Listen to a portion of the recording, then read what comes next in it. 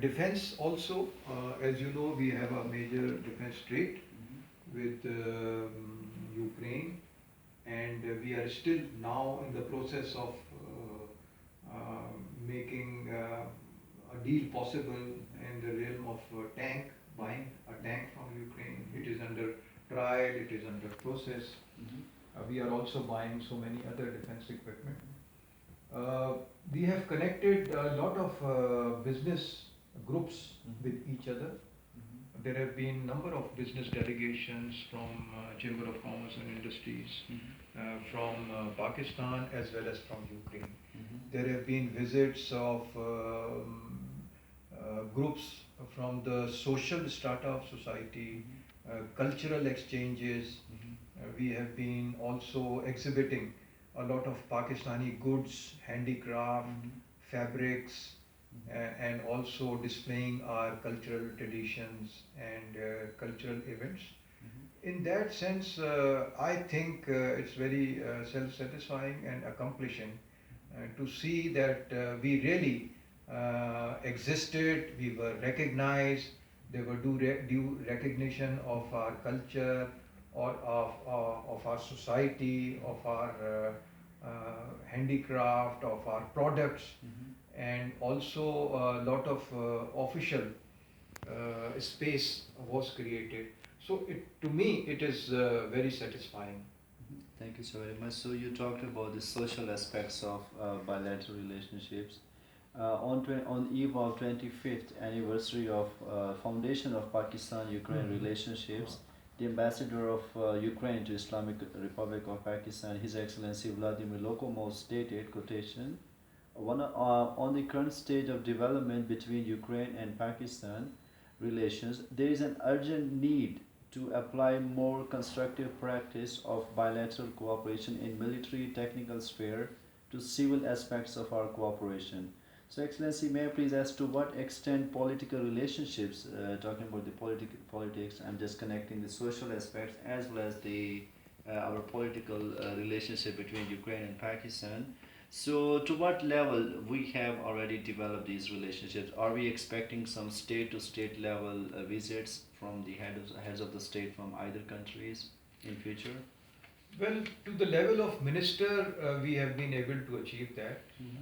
To the level of higher officials of foreign ministry, in order to sign the MOUs and other agreements which would take this relationship forward.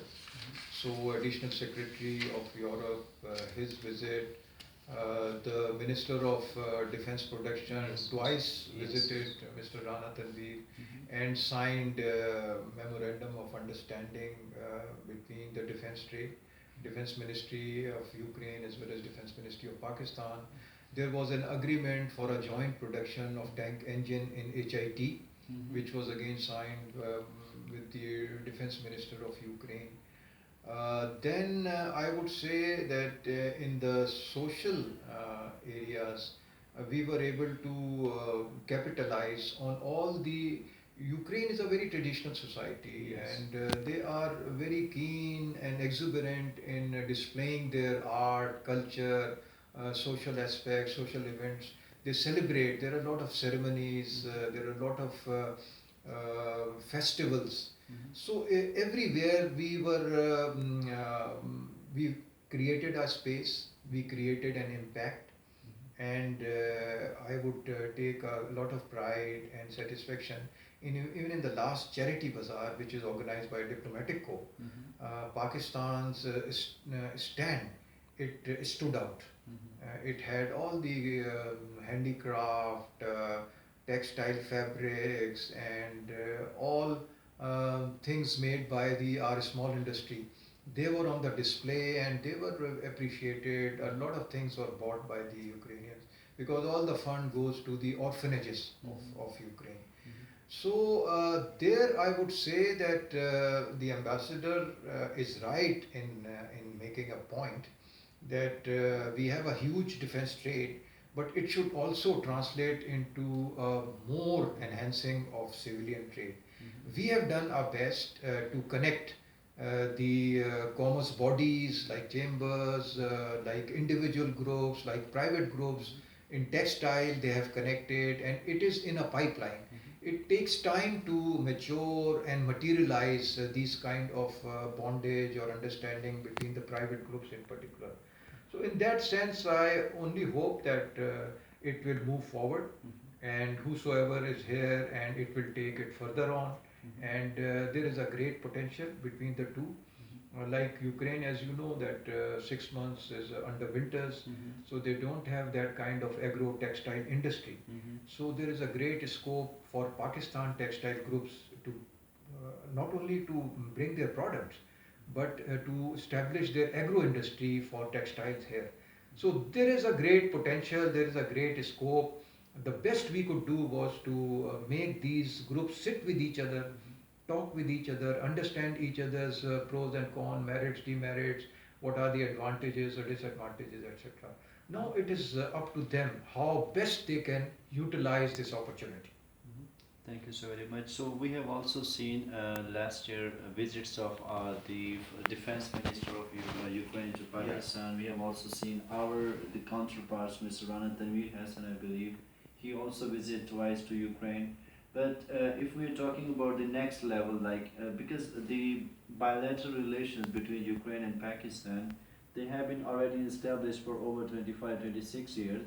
But we have seen some visits or some meetings on the outskirts, on the auspices of World Economic Forum between our Prime Minister and the Foreign Minister of Ukraine. But my question is, are we expecting, as the Ambassador has keenly focused on this point, are we expecting the political leadership, the development of relationships in terms of our political, in terms of political relations? You see, there are constraints of how far and how quickly or how speedily we can tread this path. As you know, we find ourselves as ambassadors of Pakistan to Ukraine. It's a tightrope walk. As you know, we have good relations with Russia also. We have good relations with Belarus also. We have a huge volume of trade with both these countries. I would say in the sphere of trade, yes, we have made good progress. We have covered a lot of area in that. But as far as political relationship is concerned, it has to be balanced out.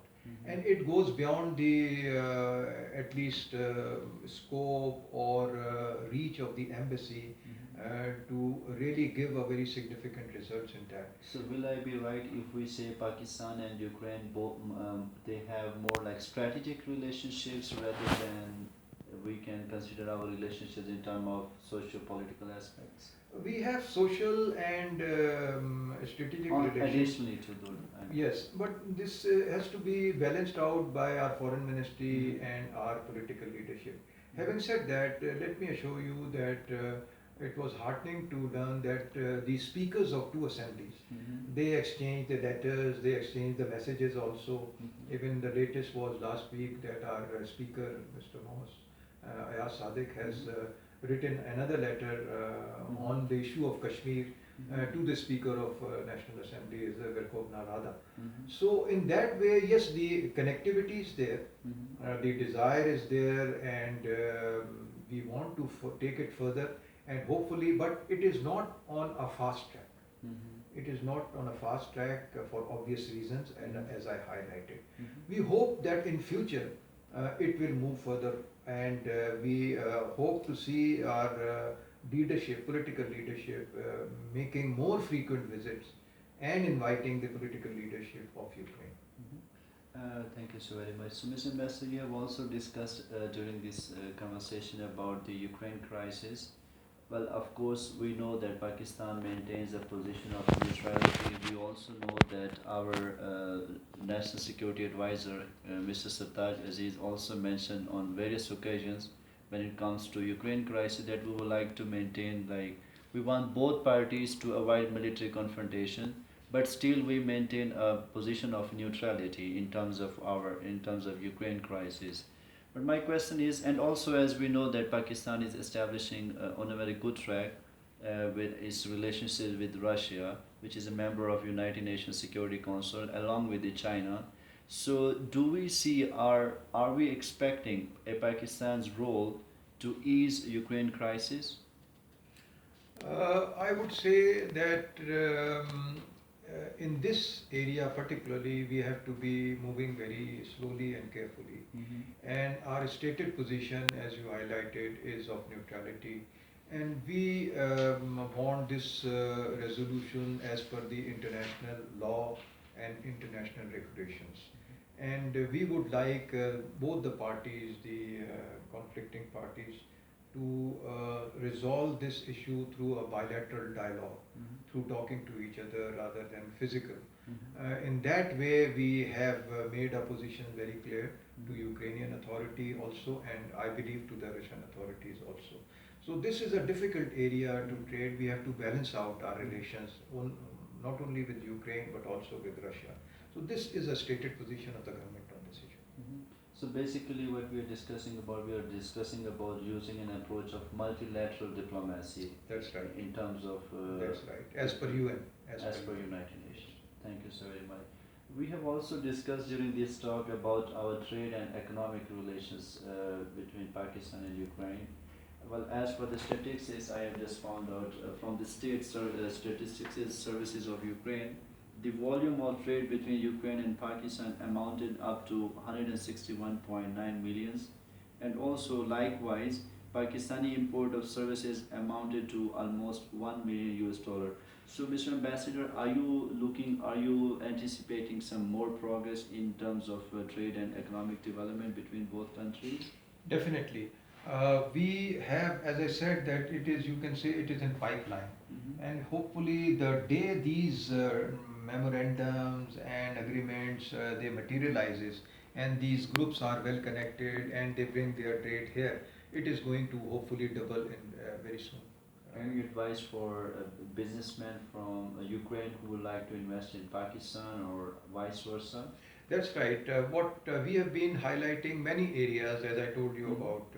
But in this particular aspect, we have also highlighted the latest project of China-Pakistan economic corridors Mhm. and related projects and industries which are coming up. In that way, it could be road construction, railway construction, energy sector, power plants, and agriculture sector, manufacturing, transport. All these areas have been highlighted. We have been selling this whole project to various Ukrainian bodies. They have shown interest, they have been connected, and there was a visit of a delegation from Ukraine also. So we hope that this all what we have started and initiated will see the light of the day very soon. Mhm.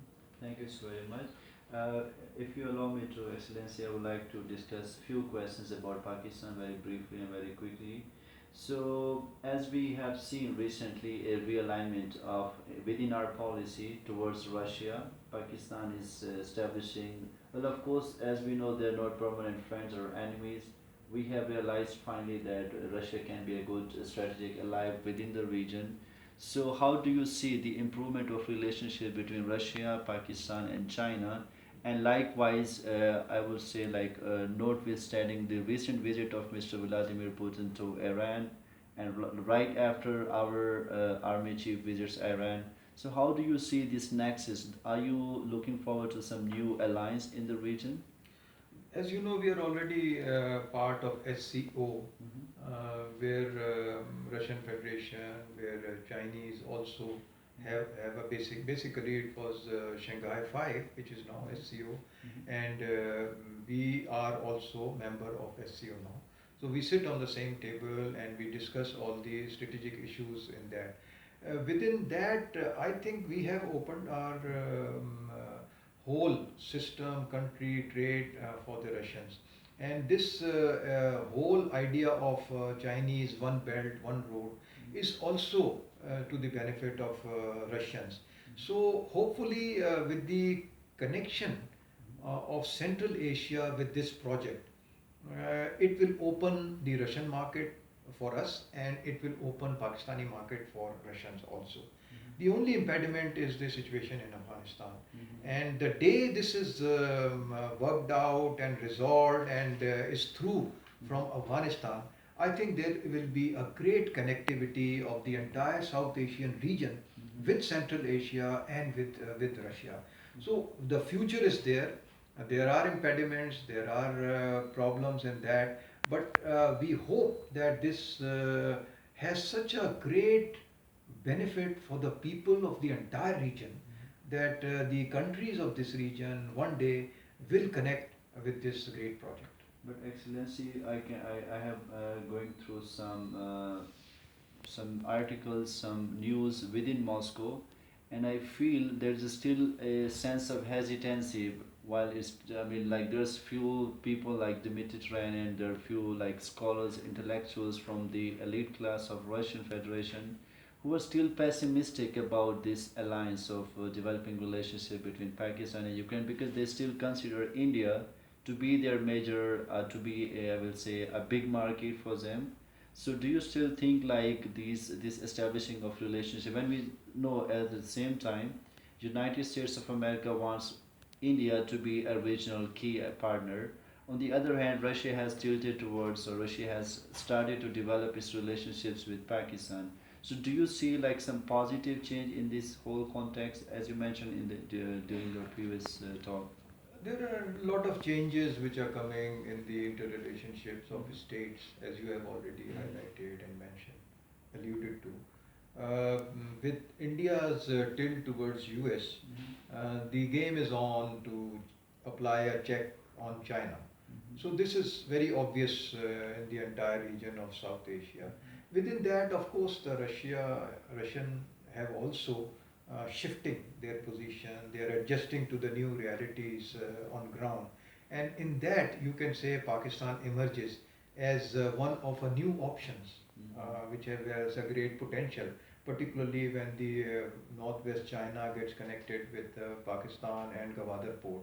So these are the new realities which Russia. But of course, I agree with you that if we say that what is the first love of Russia, the first love is India, and it takes time to practically apply the divorce to your first love. They still have a trade, but at the same time, it is not the way or the level of strategic relationship at the time of Soviet Union. So it has changed, and this change is coming with the US having a direct involvement and interest in India, in South Asia against China. So in this way, you can see there is a lot of shift in the position, and we hope to benefit out of this. Thank you so much. And Excellency, it's interesting point that we have noticed during this conversation the word Soviet Union. Given the fact you're also from a military background, and we know what has have happened in the past during this Cold War and post Cold War doctrine. So what question always haunts me as well, and which I could not find an answer during my master's research. So what exactly our main like policymakers within Pakistan they think? How do they see this nexus of development of relationship between Pakistan and Russia, and especially I will mention about the military. So how do they see? Military, as you know, that is a very great balancing factor in the whole turmoil in within the region as well as within the internal situation of country. It is a major player because of the security situation. So yes, military at the time of Soviet Union intervention in Afghanistan resisted, and it never liked the Soviet Union occupying Afghanistan. Our policy was very clear that we sided with the Americans, and we wanted the Soviet Union to leave Afghanistan. And we were part of that freedom struggle and support and in condemning the occupation, etc. But now I think both the leadership, political as well as military, they want to leave the past where it was. There is no point of remain buried in the past. There are new realities in the world. There is a new situation. I think Soviet Union of that time also had realized at the time of Mr. Gorbachev that intervention in Afghanistan was a mistake, was a blunder. They should have avoided that because it really, as he called it, a bleeding wound, and it really affected their economy also and their military also. So I think that is over, and we are on a very fresh start. And we would like to look forward rather than remaining buried in the past. Thank you so very much. So I think, thank you so very much. Excellency, thank you again for your time. Unfortunately, we had to shortlist my questions. I had lots of more questions to discuss about our internal situation in Pakistan, but unfortunately, time is very short. So thank you again. Thank you so Thank very you, much for thank your you time. for coming here. Thank you Thank you for very much. inviting us to your house. Thank you, sir. Thank you, pleasure. Assalamu alaikum. Right,